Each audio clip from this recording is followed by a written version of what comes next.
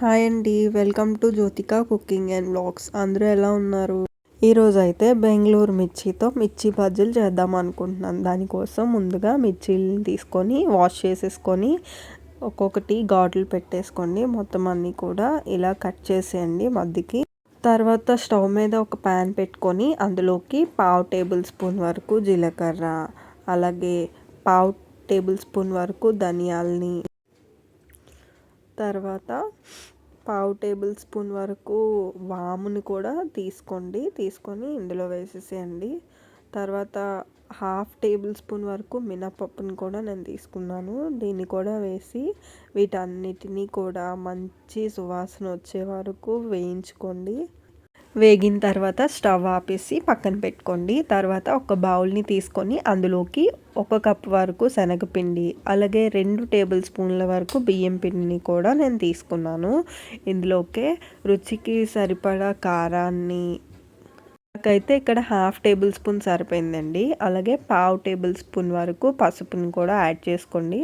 అలాగే half table spoon వరకు ఉప్పుని కూడా యాడ్ చేసుకోండి. ఇందులోకే కొద్దిగా వంట సోడాని కూడా నేను వేస్తున్నాను. అలాగే కొద్దిగా వాముని కూడా తీసుకొని చేతితో బాగా క్రష్ చేసుకొని వేసుకోండి. వీటన్నిటిని కూడా వేసుకున్న తర్వాత ఒకసారి కలిపేసుకుందాం. వీటన్నిటిని కూడా బాగా మిక్స్ చేసిన తర్వాత ఇందులోకే హాఫ్ కప్ వరకు వాటర్ని అయితే నేను తీసుకుంటున్నాను.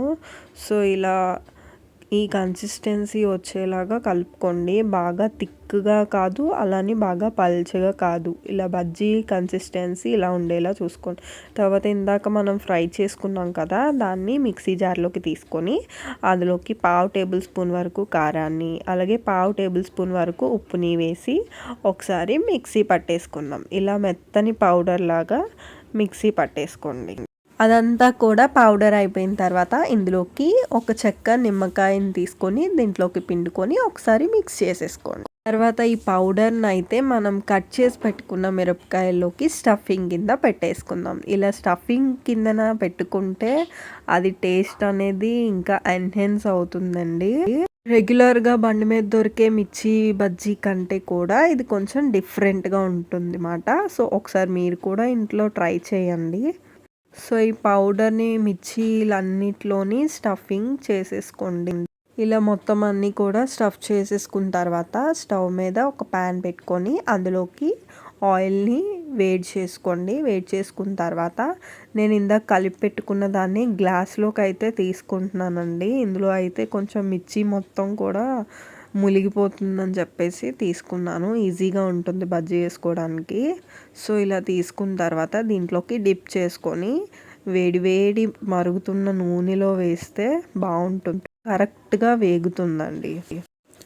తర్వాత నా వీడియోస్ కనుక మీకు నచ్చినట్లయితే లైక్ చేయండి. చూడండి, బజ్జీలు అనేవి ఇలా గోల్డెన్ షేడ్లో ఫ్రై అయిపోవాలన్నమాట.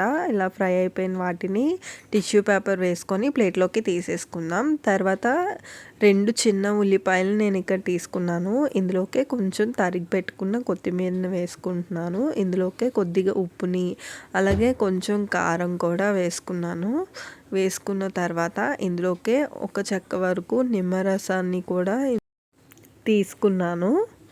ఇలా వీటన్నిటిని కూడా ఇందులో వేసుకున్న తర్వాత ఒకసారి బాగా మిక్స్ చేసేయండి. ఇలా మిక్స్ చేసిన ఈ స్టఫింగ్ని మనం ఏవైతే ఇందాక బజ్జీలు తీసుకున్నామో ఆ బజ్జీలని మళ్ళీ ఒకసారి మధ్యలోకి ఘాట్లు పెట్టేసుకోండి. ఆ బజ్జీలన్నిటికీ కూడా అలా ఘాట్లు పెట్టేసుకొని ఇందులోకి ఈ ఆనియన్ స్టఫింగ్ని పెట్టేసుకోండి. ఇలా బజ్జీలన్నిటికీ కూడా ఆనియన్ స్టఫింగ్ పెట్టేసుకోండి. అంతేనండి, హాట్ మిర్చి బజ్జీ రెడీ అయిపోయాయి. వర్షాకాలంలో ఈవినింగ్ టైంలో ఇలాంటి బజ్జీలు తింటే సూపర్ ఉంటుంది.